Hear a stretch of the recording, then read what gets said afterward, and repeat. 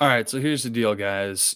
Small talk can seem like one of those topics, one of those concepts that may be confusing to a lot of you. I know for me it was. I think for a lot of people with autism, we want to dive into conversations and talk about things that are very specific, that we have a lot of knowledge about, and we tend to skip over that small talk. I think small talk is important because it helps people become comfortable with us. We can't just dive into talking about computers or, that video game and how it was created or something that we have deep knowledge about, right? We have to kind of bullshit a little bit. We have to shoot the breeze a little bit and talk about the weather, talk about surface topics, talk about how the person's family is doing, right? So that's what we're going to talk about today. And today I actually have my new Yeti microphone. Maybe it sounds different to you guys. Check it out. It's working pretty well. It's the Yeti Blue, so maybe I'll do some type of review on this at one point. But let's get right to small talk. Let's talk about it. So again, we want to use small talk to calm people down a little bit, to break through those defenses, to help them feel comfortable with us. It's super important. And so there's a few things that you can do during small talk to simplify, to make it easy. And these are things you can write down and, have a little notebook handy whenever you're about to go to a party or something, you can refer to it, right? So number one, alternating between statements and questions. It's super important, right? Because if we're just asking questions over and over and over, like, hey, what's your favorite movie? What's your favorite animal? What have you been doing this last weekend? Right? It kind of will send the message to the person that we are interviewing them, that they're under this microscope. And that's not what we want. Okay.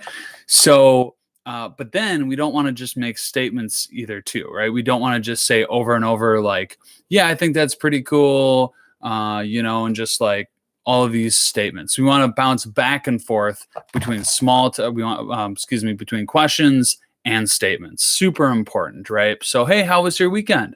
And they say, yeah, it was pretty good. I went bowling. And you say, oh, you went bowling. I like bowling a lot, right? And so we're going back and forth between questions and statements. The other thing that I would try doing is asking open-ended questions. So when you do ask questions, don't ask a yes or no question. Ask questions like, how was your weekend? Instead of like, did you play that video game this weekend? Because they might just say no, and then the conversation might slow down from there and might feel awkward, right? Okay. So using open-ended questions, really important. And we want to give rich details in our answers when they ask us questions. We want to give a lot of information, not too much information, but enough so that they can ask questions and be interested in what we're saying. That's important, instead of just answering with a simple yes or no, or it was okay, or whatever like that, right? We want to expand a little bit. What else can I tell you about small talk? I think it's also important for us to make a body match, right? And a kind of a mood match as well. So what you can do is you want to look at their body language and you want to try to mimic that. Okay. Because if you have a person that's using a lot of expression with their arms when they talk and their hands, if you are just sitting there kind of like this when you talk and not doing too much with your body, it's vastly different than how they're using their gestures.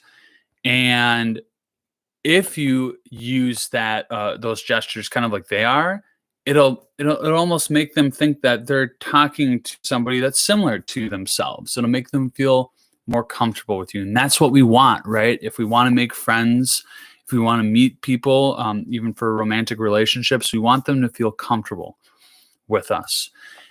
So we want to make that body match. We also want to make a mood match.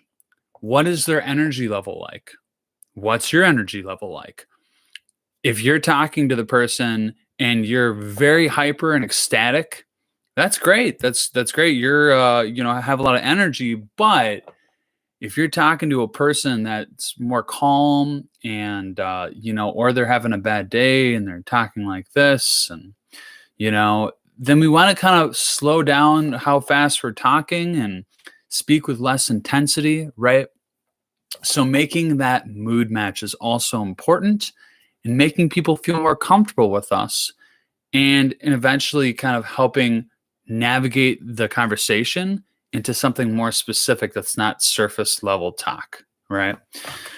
So there's an acronym that I want you guys to remember for small talk. You can keep this in your back pocket, and you can use it whenever you can't remember what to do, right? You're at a party, you're like, what do I say to this person? How do I keep this conversation going? I'm feeling awkward right now. I like this person, but I don't know what to say. The acronym is R, A-R-E. The first thing for A stands for anchor, okay? We want to first establish a connection with the person by giving them some type of hook, okay? So that could be saying, you get into the conversation with them, and you say something that's just kind of surface level, like, man, I really liked that movie I saw this weekend. I went to go see Thor. Okay. Not much information there. You just told them that you saw a movie. You told them the name of the movie. Great. Maybe they ask you a question about that movie, or maybe they make a statement about it, like, oh yeah, I went to go see that too. It was awesome. So that's A for anchor. The next part of ARE is R, and that is reveal. So once you say that that hook statement, that anchor, I went to go see Thor, right? You want to expand on that. You want to reveal, right? And you want to say more about it. Like, yeah, I saw Thor. I thought the visuals and sound effects were really good, but I didn't so much like the acting, or I didn't like the villain because whatever. And it gives more detail. It gives more to the person to talk about, or to ask you about, or to make statements about. Okay. That's important. The next thing is E. So ARE, right? E being the last letter there. And that is encourage. So after you hook them in, you say, hey, I went to go see that movie. I like that, blah, blah, blah. Do you like science fiction movies? So what kind of movies have you seen lately? Okay, so hook them in by asking an open-ended question. And that is encourage. So there you have it. Anchor, reveal, encourage.